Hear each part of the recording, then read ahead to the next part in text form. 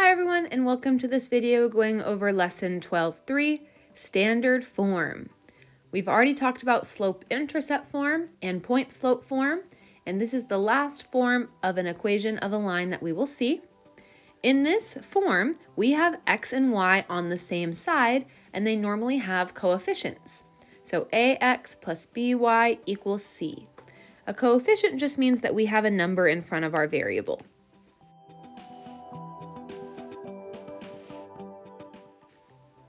Now, standard form is used the most with word problems because we usually have two variables that we need to keep track of.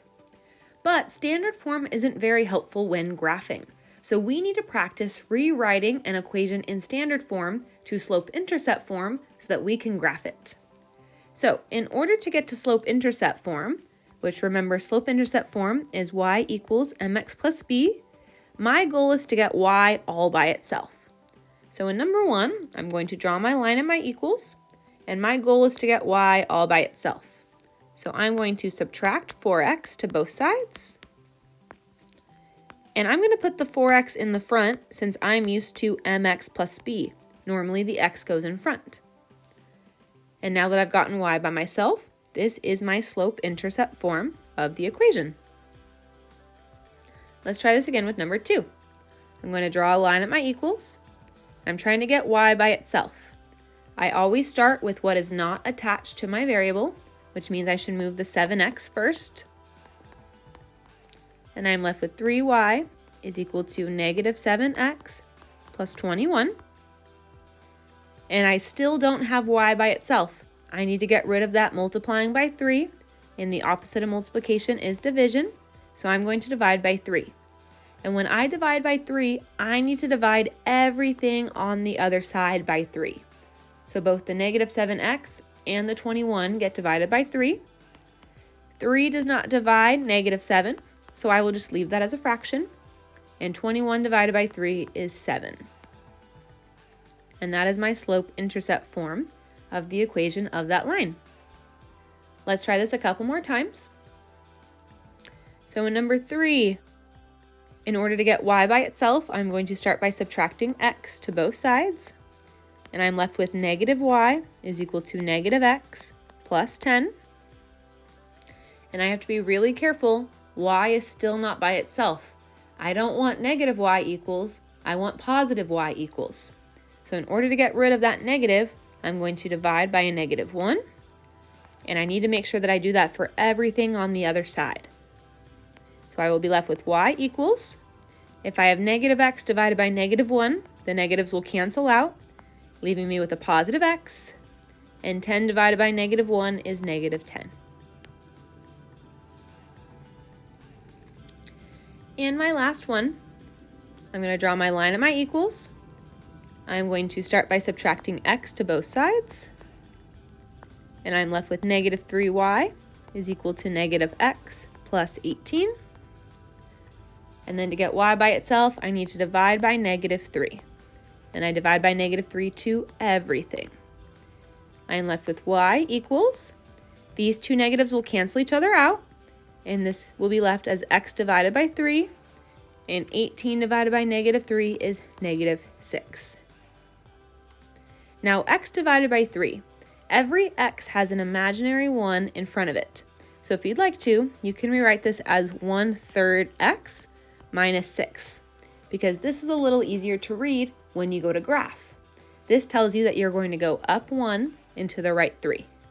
So it's a little helpful if you ever just have x and you divide by a number, put a 1 in front of your x and make that a fraction. Now that we know how to turn standard form into slope-intercept form, let's try a word problem. Sam is making cookies to sell at a bake sale. They need to buy flour and sugar to make the cookies.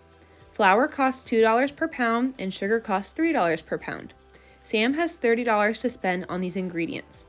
Write an equation that represents the different amounts of flour, x, and sugar, y, that Sam can buy. So x represents the amount of flour that Sam buys, and y represents the amount of sugar. Remember, we want to be specific when naming our variables. Is it the cost of the flour, the size of the flour, the color of the flour? We're talking about the amount of flour. So make sure that you're specific with your naming. And flour costs $2 per pound. Per is one of those words that tells you that 2 is happening every single time we buy flour. So I need to put the 2 in front of the X. And sugar costs $3 per pound. So I am adding 3Y, $3 per pound of sugar, and Y represents the amount of sugar. And Sam is spending $30, so this equals 30. This is my equation that represents the amount of flour and sugar that Sam can buy.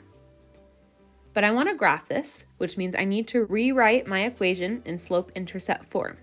So just like we did above, I'm going to start by subtracting 2x to both sides.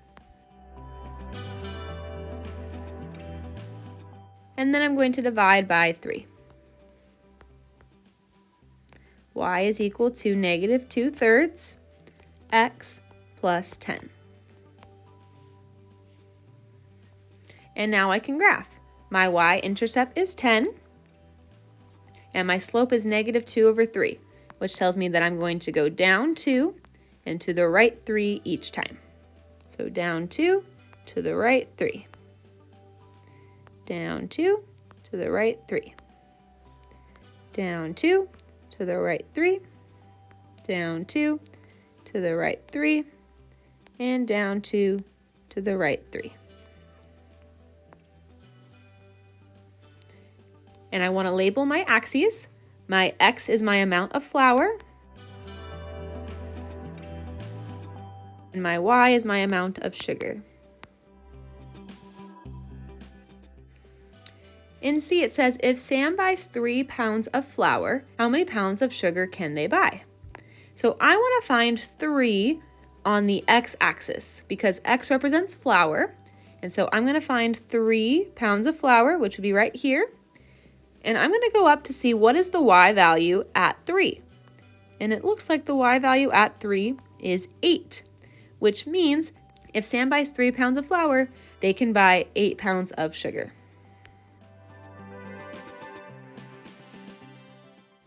I also could have plugged in 3 for x into my equation. So if I do that, negative 2/3 times 3, I'm plugging it in for x because x represents flour. Whenever you multiply a fraction by just a number, you just multiply the tops. So negative 2 times 3 is negative 6. Negative 6 divided by 3 is negative 2. And negative 2 plus 10 gives me 8. So once again, if Sam buys 3 pounds of flour, they can buy 8 pounds of sugar. Let's try one more example. The Ramy family bought 4 sandwiches and 3 salads. They spent $24. Let x be the cost of the sandwich and y be the cost of a salad. Write an equation that represents the cost of the sandwiches and salads that the Ramy family bought. So the Ramy family bought 4 sandwiches at x price. X is the cost of a sandwich. Each sandwich has a cost, so 4x plus 3 salads at a cost of y, and they spent $24. So this is my equation in standard form. But if I want to graph this, I need to rewrite this in slope-intercept form. So I'm going to subtract 4x to both sides. And then in order to get y by itself, I need to divide by 3. And I will be left with y is equal to negative 4/3x, and 24 divided by 3 is 8. So 8 is my y-intercept, and my slope is negative 4/3. So this tells me that I go down 4 and to the right 3 every time. 1, 2, 3, 4. 1, 2, 3. Notice how I'm being very careful with my labeling. I'm going down 4 units and to the right 3 units. 1, 2, 3, 4, and 1, 2, 3. And I want to label my x and y axis. For my x-axis, that is the cost of a sandwich.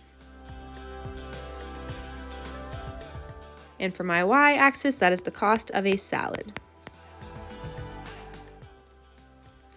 In C, it says if each sandwich costs $3, how much did each salad cost? So let's find 3 on the x-axis, because that represents the cost of my sandwich, and figure out what the y value is at 3. And the y value at 3 is 4, and so this means that if each sandwich costs $3, then each salad costs $4. And I also could have seen this by plugging in 3 into my equation for x. So plugging in 3, negative 4 times 3 is negative 12. Negative 12 divided by 3 is negative 4. And negative 4 plus 8 is 4. And so once again, this shows that if a sandwich costs $3, then each salad costs $4. And so we use standard form the most when working with word problems, because if you noticed, each word problem involved 2 variables, and so we had x and y starting on the same side. But standard form is not easy to graph, so the best way for us to graph it is to rewrite it in slope-intercept form, which means we have to solve for y. And once we have our equation in slope-intercept form, we can graph using our y-intercept and our rise over our run. Please let me know if you have any questions, and I will see you in class.